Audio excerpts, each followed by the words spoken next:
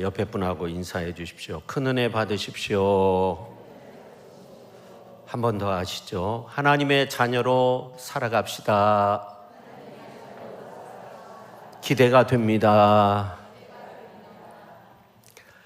오늘이 6월 마지막 주일입니다.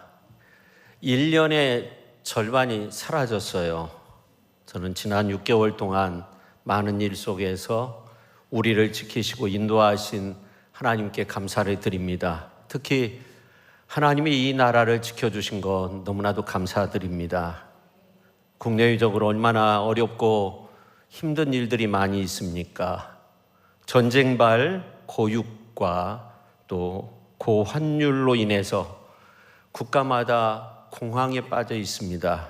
그뿐만 아니라 AI 시대에 기업별, 산업별 양극화가 아주 뚜렷하게 나타나고 있습니다.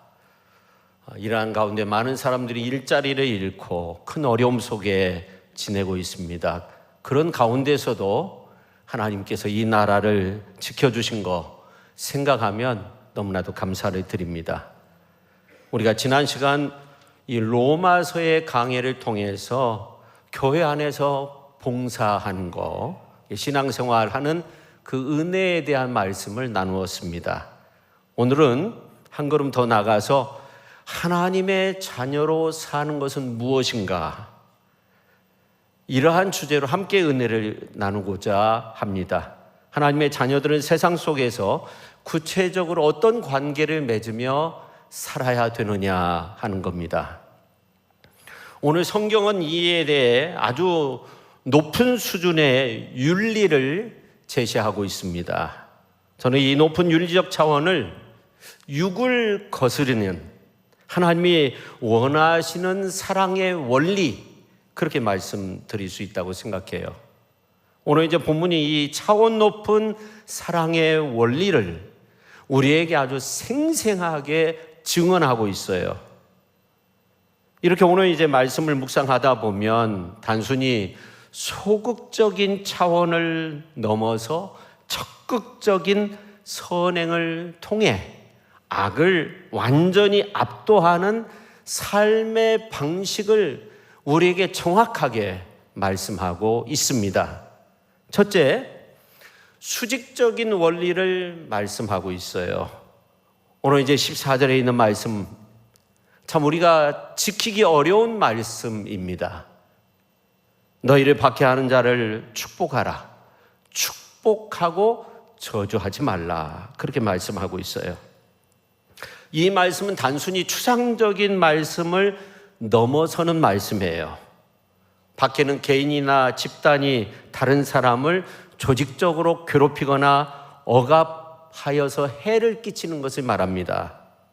이렇게 박해는 단순히 불편함을 넘어선 고의로 고난을 주는 거예요. 사람이 이러한 고난을 당하면 그 고통의 원인을 찾아 파괴하거나 아니면 똑같은 고통을 주고자 하는 거죠.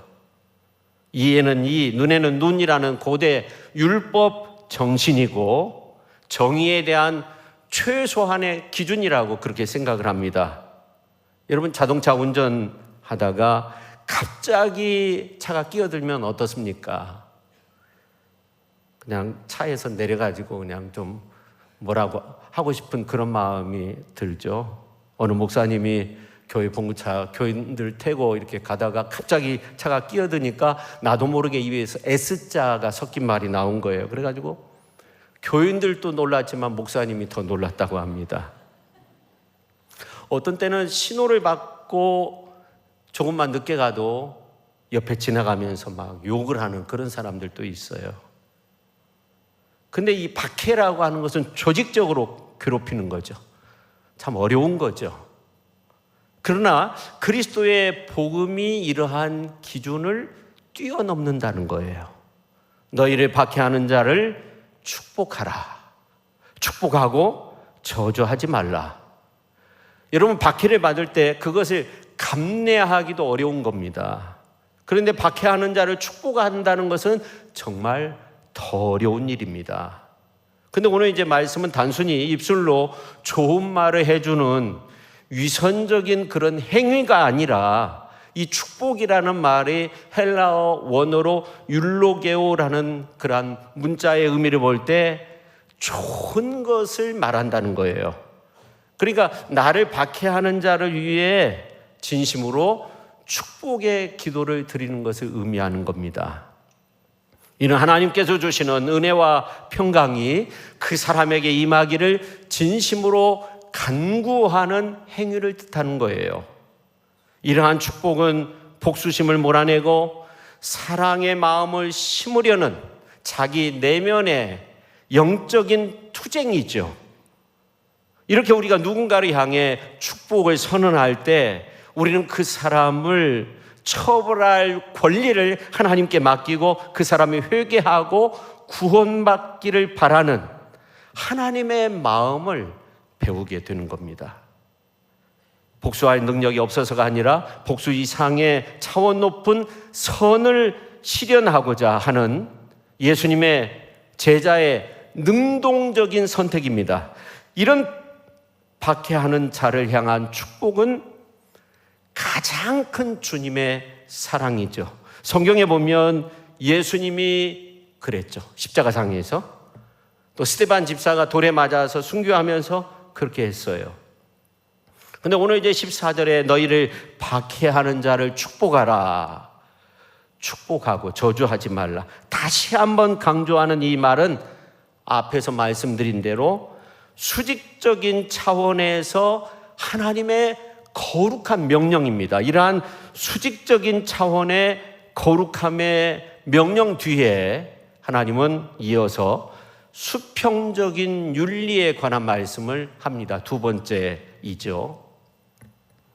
사도 바울은 믿음의 공동체 안에서 서로 깊은 동참을 요구하고 있어요. 오늘 이제 15절에 있는 말씀을 우리가 같이 한번 읽어볼까요? 즐거워하는 자들과 함께 즐거워하고 우는 자들과 함께 울라.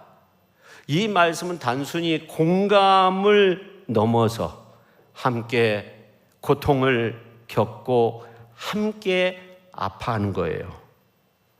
근데 15절에 나오는 이 즐거움, 우는 것, 슬픔은 단지 개인적인 감정의 상태를 뛰어넘는 거예요. 믿음의 공동체 구성원 한 사람 한 사람의 삶의 실제를 전부 포함하는 겁니다.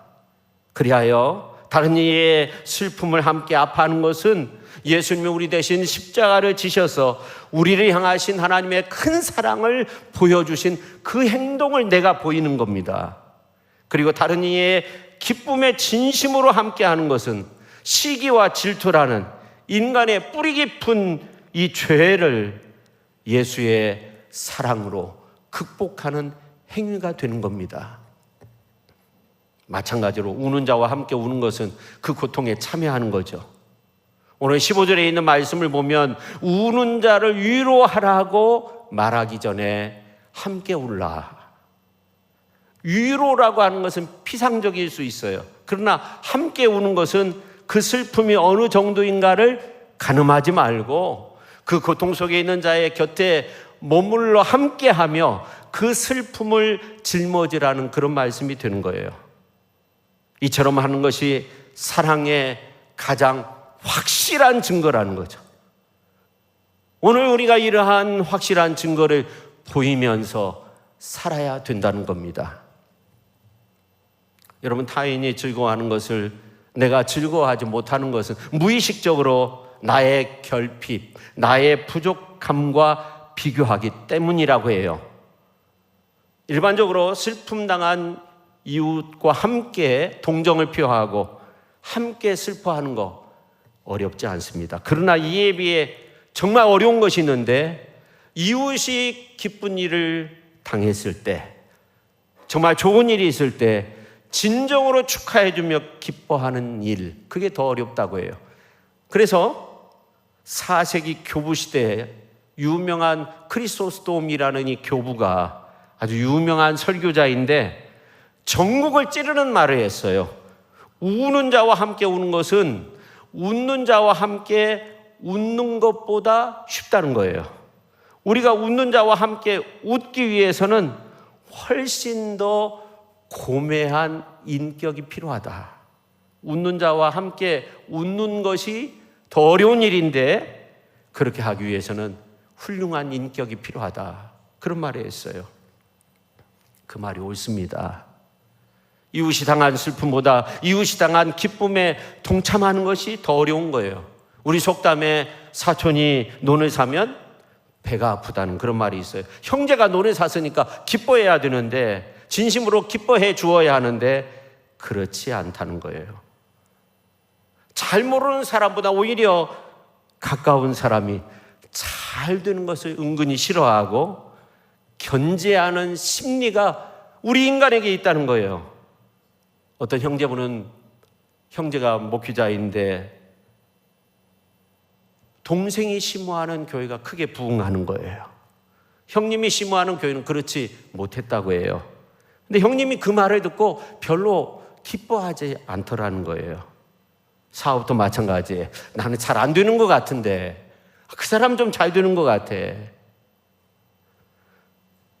어떤 분이 사랑이 무언가, 사랑은 다른 사람이 진정 잘 되기를 원하는 그런 마음이 사랑이라고 해요. 다른 사람이 잘 되기를 바라고 참으로 기뻐할 수 있다면 그는 정말 참 사랑의 사람이라는 겁니다. 인류 최초의 비극은 형제가 예배드리는 자리에서 일어났어요. 동생이 하나님의 사랑을 더 크게 받는 것을 싫어한 나머지 형이 동생을 죽이게 됐어요. 가인과 아벨의 이야기죠. 사람이 밟혀가지고 하나 떨어져 나가도 모르는 그런 시대 이야기가 아닙니다. 사람 하나가 너무나도 귀한 그런 시대. 가인이 자기보다 동생 아벨이 하나님의 사랑을 더 많이 받는 것을 눈으로 볼 수가 없었어요. 그를 해치고 말았어요. 역사의 비극이 여기서부터 시작이 되었습니다. 성도 여러분, 우리 모두는 본능적으로 남이 잘 되는 것을 좋아하지 않는 기질이 있는가 한번 생각해 봐야 돼요. 그런데 오늘 성경은 우리에게 무엇이라고 명령하고 있습니까? 15절, 즐거워하는 자들과 함께 즐거워하고 우는 자들과 함께 울라. 주님은 우리가 마음을 주는 그런 이웃이 되기를 원하고 계시는 거예요. 사이가 좋고 나쁘고를 떠나서 이웃에 우는 자가 있으면 진정 슬퍼하고 함께 울어주고, 기뻐하는 자가 있으면 진정 그 기쁨을 함께 나누는 자가 되라고 그렇게 말씀하고 있는 겁니다. 우리 가운데 이웃이 잘 되는데 은근히 마음속에 상처를 입은 사람이 있다고 한다면 성령께서 이 시간 고쳐주기를 주님의 이름으로 축원합니다. 그 다음에 이제 세 번째, 내적 공동체 윤리를 말씀하고 있어요. 이어서 16절에 있는 말씀 같이 한번 읽어볼까요? 서로 마음을 같이 하며 높은 데 마음을 두지 말고 도리어 낮은 데 처하며 스스로 지혜 있는 채 하지 말라. 하나님의 자녀로 살아가기 위해 사도 바울은 앞서서 수직적인 윤리, 이어서 수평적인 윤리를 말씀했습니다. 이어서 공동체 안에서 하나 되기 위한 아주 중요한 윤리를 말씀하고 있어요. 여러분, 공동체가 하나가 되지 못하면 어떻게 될까요? 나중에는 깨질 수밖에 없는 거예요. 우리 교회가 이렇게 아름다운 믿음의 공동체로서 유지되는 것은 이런 내적 공동체 윤리가 있기 때문에 그렇습니다. 내적 공동체 윤리는 철저히 겸손을 표방하고 있고, 언어 행동에 있어서 다른 사람을 감싸는 자세를 표방하는 거예요. 이게 꼭 필요한 거예요. 교회도 어떤 신도의 모임, 친구 모임도 마찬가지예요. 오늘 16절 말씀이 중요하죠. 근데 16절에 보니까 서로 마음을 같이 한다는 거, 생각과 판단이 일치한다는 거, 이거를 요구한다는 거죠. 공동체의 평화와 일치를 위해 나의 이기적인 주장, 고집을 내려놓는 마음의 태도를 말하고 있는 거예요.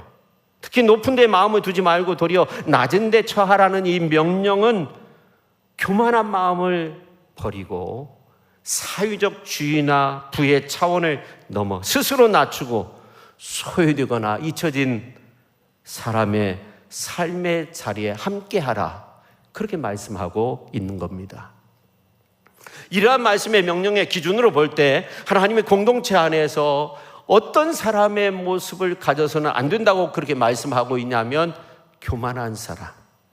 교만한 사람은 높은 데 마음을 두어요. 자신이 남보다 더 낫다, 다른 사람을 무시하고 자기 잘난 맛에 사는 거죠. 스스로 지혜 있는 채 한다는 거, 오늘 말씀에 그렇게 나옵니다. 자신의 생각만 옳다 주장하고 다른 사람의 의견을 들으려 하지 않습니다. 그러면 공동체가 스트레스를 받는 거예요. 어려움을 당하고 공동체가 깨어지는 거죠. 공감하지 못하는 사람, 서로 마음을 같이 하지 못해요. 다른 사람의 아픔이나 기쁨을 함께 나누지 못하고 자신만 생각해요. 낮은데 처하지 못합니다.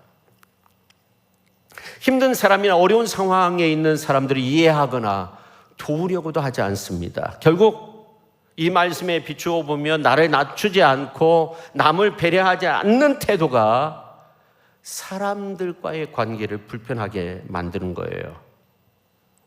성도 여러분, 오늘 16절 하반절에 나오는 것처럼 스스로 지혜롭다 자처하는 교만은 분쟁의 큰 원인이 되기도 해요. 이 지혜는 하나님께로부터 온 것인데 스스로 지혜롭다 여기는 순간 타인의 지혜를 멸시하고 공동체로부터 자신을 고립시키게 되고, 그래서 오늘 16절에 이 내적 겸손의 윤리가 공동체 안에서 사랑을 실천할 수 있는 밑바탕이 되는 그런 소중한 말씀이 되는 겁니다. 혹시라도 우리가 이러한 모습이 있다면 철저히 회개해야 하는 거죠. 오늘 이제 16절이 강조하는 윤리적 공간은 물리학에서 나오는 오르비탈과 같은 거예요. 원자핵이라는 이 오르비탈에서 떨어져 나온 이 중성자가 다른 우라늄과 만나면 핵분열을 일으킨다고 하잖아요. 엄청난 원자탄이 만들어지는 거예요.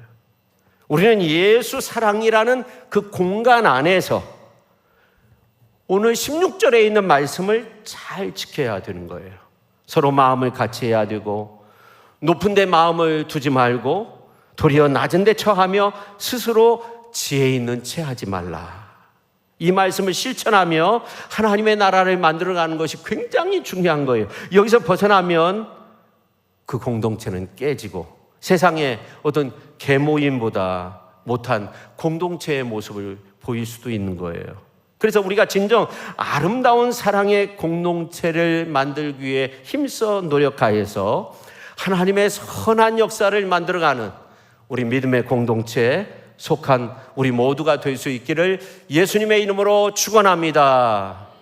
그 다음에 네 번째, 외적 공동체 윤리를 말씀하고 있어요. 사도 바울은 이제 믿음의 공동체를 넘어서서 세상으로 시선을 돌리고 있어요. 다른 말로 하면 외적으로 시선을 돌리고 있는 겁니다. 그러면서 악에 대한 궁극적 대응 방식 두 가지를 말씀하고 있는데 17절에 있는 말씀을 보면 아무에게도 악을 악으로 갚지 말고, 또 하나는 모든 사람 앞에서 선한 일을 도모하라, 그렇게 말씀하고 있어요. 이 명령은 우리 일상적인 관계 속에서 복수심을 완전히 제거하라는 그런 말씀이에요. 그거 요구하고 있는 거예요. 악을 악으로 갚는 거, 악의 순환 고리를 끊임없이 이어가게 되는 거예요. 악을 악으로 갚음으로 얼마나 비참한 일들이 많이 일어나는지 알 수 없어요. 세상에 그 악의 순환으로 인해서 엄청난 복수, 엄청난 비극들이 일어나요. 근데 더 끔찍한 일은 선한 일을 악으로 갚는 경우예요. 친절을 베풀었는데 오히려 강도가 되기도 하고 배은망덕이라고 하잖아요. 그러나 오늘 성경 17절을 보니까 그런 악한 일을 경험하더라도 예수 믿는 우리는 모든 사람 앞에서 선한 일을 도모하라. 그렇게 말씀하고 있어요. 오늘 저와 여러분이 이러한 악의 순환고리를 끊지 않으면 세상은 더욱더 악이 성행하고 지옥과 같은 세상이 될 거예요.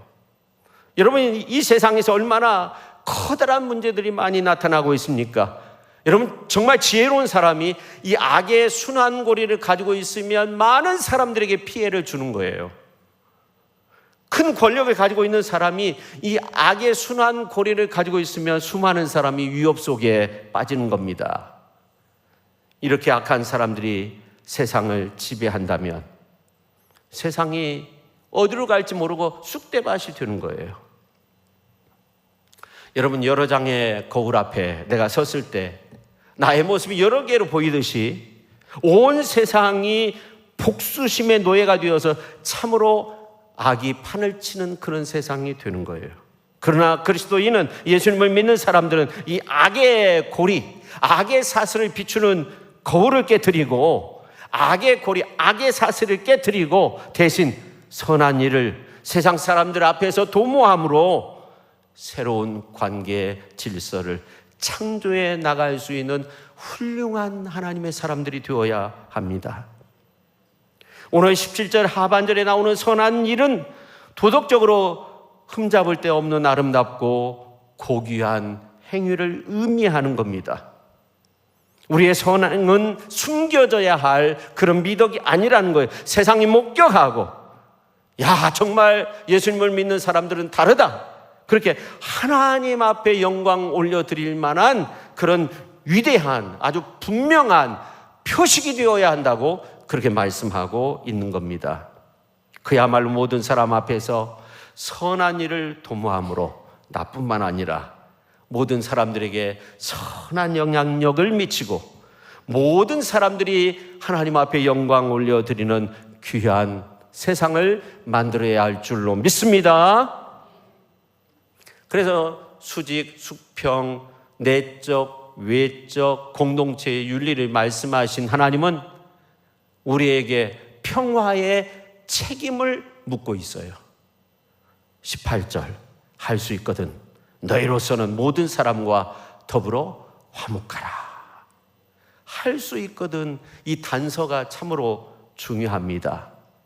사도 바울은 모든 사람과 평화를 유지하는 것이 그렇게 어렵다는 거예요. 모든 사람과의 화목이 항상 이루어질 수는 없다는 것을 말씀하고 있는데, 왜냐하면 이 평화라고 하는 것은 상호 관계적이에요.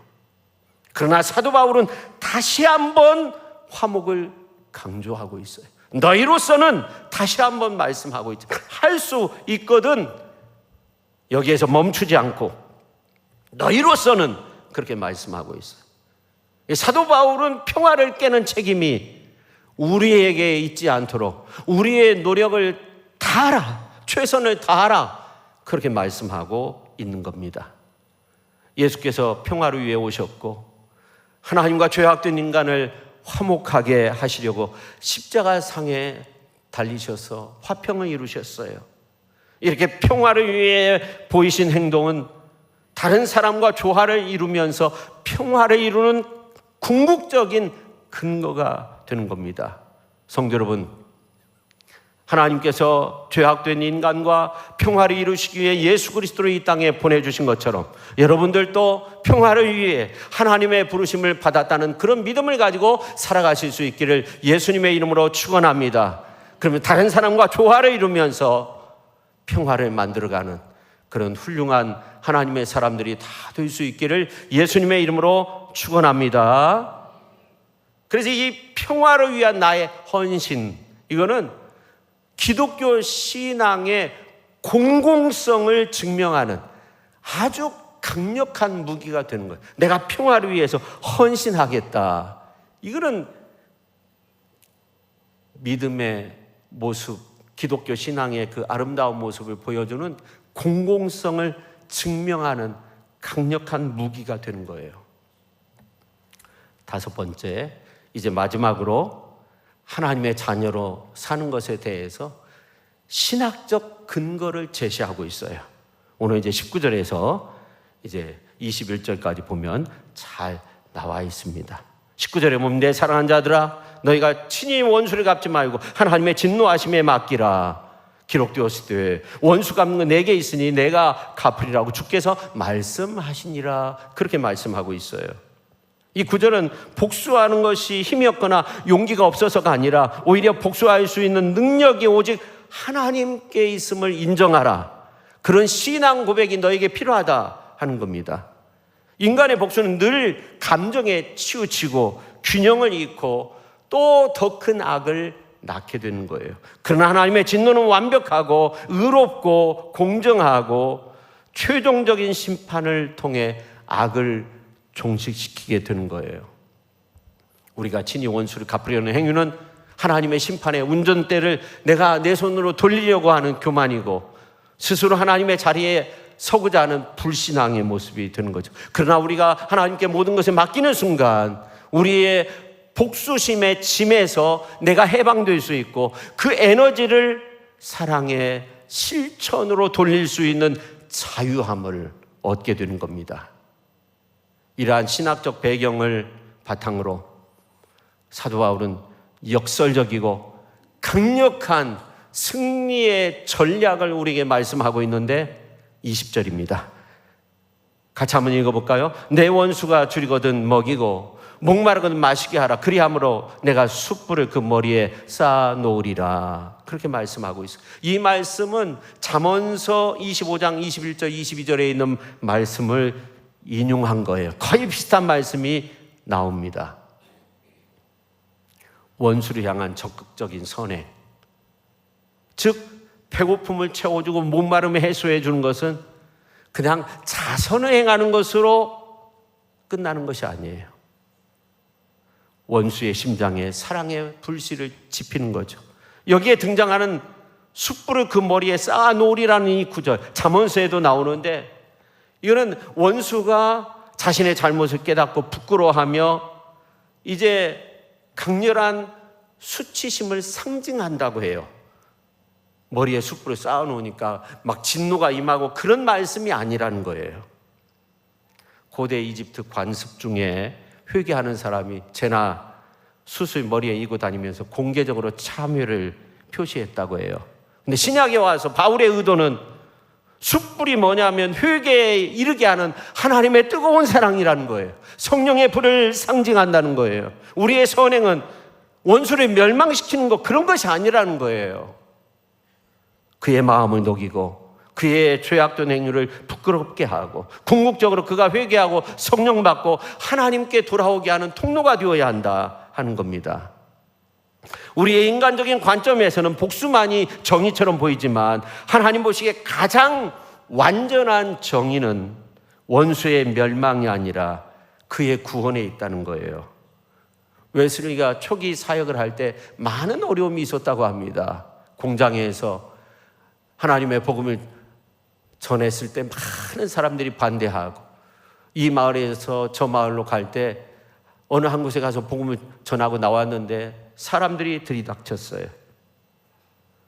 폭력적인 선동가로 유명했던 한 사람이 군중을 끌고 와서 이 사람을 덮쳤어요. 웨슬레를 덮쳤어요. 욕설을 퍼붓고 아주 심한 폭력을 가하고자 했어요. 그러나 웨슬레는 싸우려고 하지 않았어요.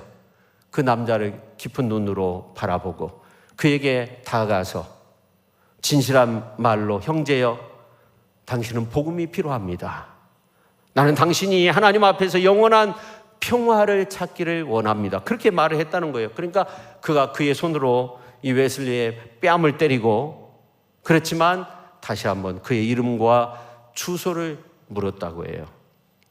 그리고 그 남자의 이름을 부르며 기도하기 시작했고 얼마 지나지 않아 그에게 편지를 썼어요. 내가 당신을 위해 매일 기도하고 있습니다. 영혼 구원받기를 간절히 원한다는 그런 기도의 내용을 편지로 써서 보내니까 처음에는 조롱처럼 그렇게 느껴졌는데 차츰 이 사람의 마음이 녹아지기 시작했어요. 자신을 증오하는 그 사람이 저주를 퍼붓을 줄 알았는데 오히려 그리스도의 사랑으로 기도하고 있다는 이 사실을 깨닫게 된 거예요. 그가 회개하고 웨슬리가 사역하는데 최고의 열렬한 조력자가 되었다고 해요. 그래서 그를 받게 했던 그 마을에서 복음을 전하는 사람이 되었다고 합니다. 아마 웨슬리가 폭력을 가하고 같이 맞섰다면 그 남자는 영원히 원수로 남았을 거예요.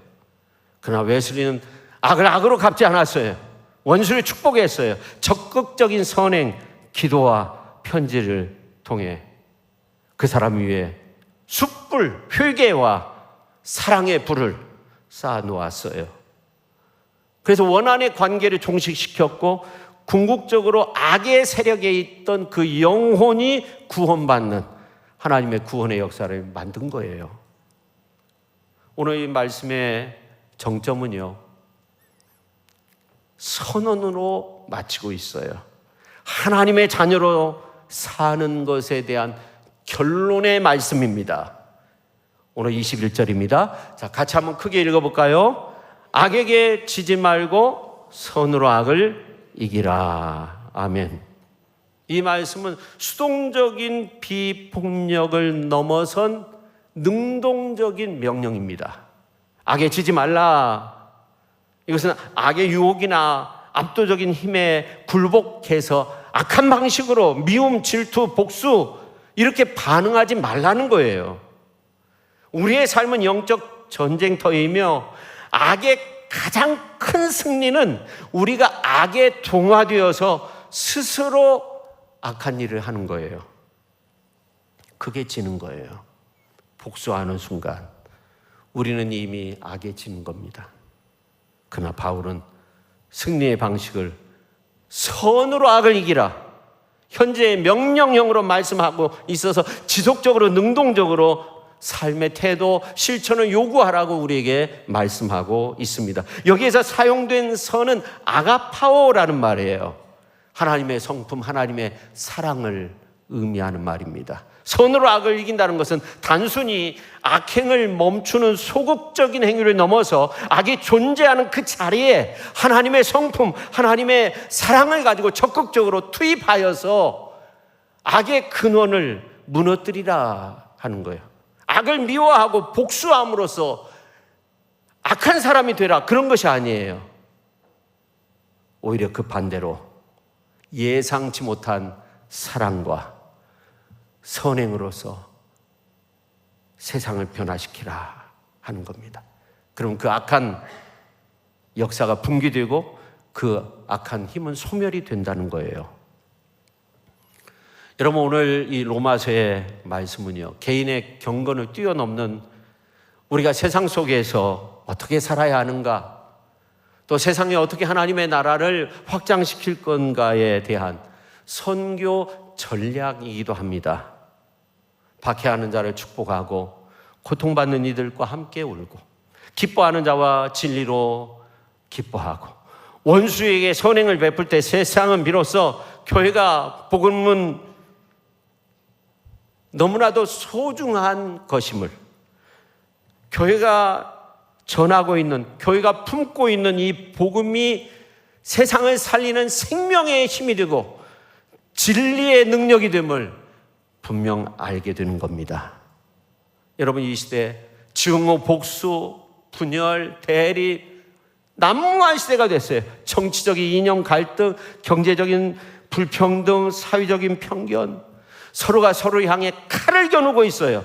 이러한 세상 속에서 그리스도인의 역할은 무엇입니까? 오늘 말씀에서 명령하는 그 내용을 실천하는 거예요. 비난하는 이에게 기꺼이 손을 베풀고 나에게 손해를 입힌 이에게 복이 임하기를 기도하고 나를 미워하는 이에게 사랑의 행동을 통해서 하나님의 뜻을 선포하는 거예요. 이러한 선행은 분명 좌절에 직면할 때도 있을 거예요.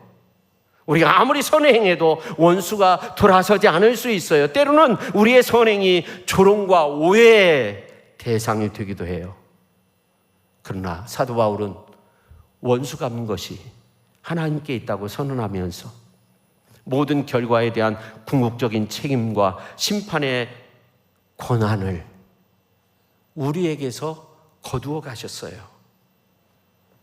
우리의 역할은 그저 선을 행하는 그 순간, 또 그리스도의 사랑을 실천하는 것이고 그 사랑의 열매가 맺히는 것은 하나님의 주권에 달려있다. 이러한 믿음이야말로 우리가 지치지 않고 사랑할 수 있는 유일한 동력이고, 이 믿음 안에서 우리가 악에 지는 것이 아니라 영원한 선으로 승리하는 그리스도인으로서 아름답게 서게 되는 겁니다. 오늘 말씀이 우리의 삶을 완전히 변화시키고 세상 속에 그리스도의 평화와 사랑을 넘쳐 흐르게 하는 축복된 역사를 이루는 그런 능력의 말씀, 그런 능력의 우리 성도님들이 다 되실 수 있기를, 우리 모두가 될 수 있기를 예수님의 이름으로 축원합니다. 기도하겠습니다.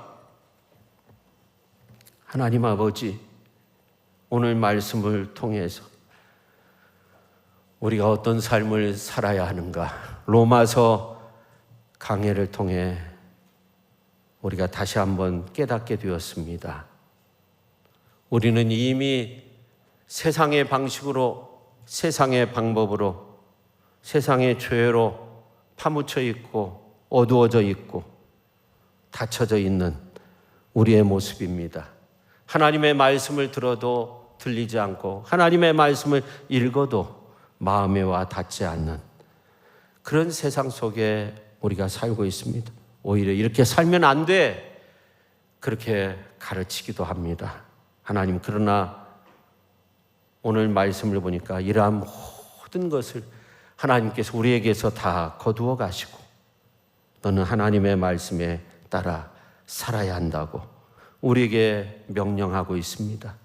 그렇게 아름답게 살아서 사도 바울이 원하고 우리 하나님께서 원하시는 그런 세상을 아름답게 만들어갈 수 있는 우리 시천의 모든 성도님들이 다 되게 하여 주옵소서. 예수님의 이름으로 기도하옵나이다. 아멘.